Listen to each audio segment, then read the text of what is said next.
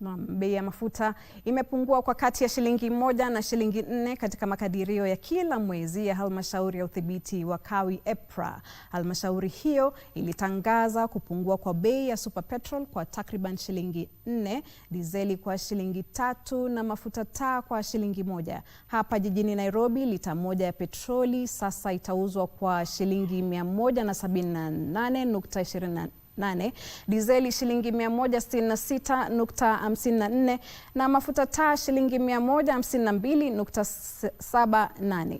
Hii hapa taarifa kamili.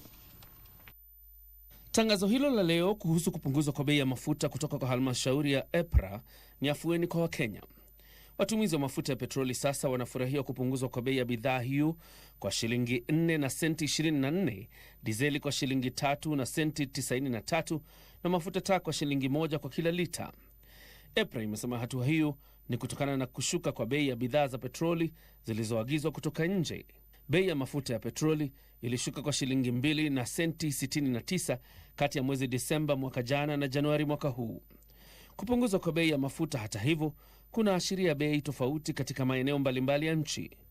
Huko Mombasa, wateja watalipa shilingi 175 na senti 90 kwa kila lita ya mafuta ya petroli, shilingi 164 na senti 16 kwa mafuta ya dizeli na shilingi 150 na senti 40 kwa mafuta taa.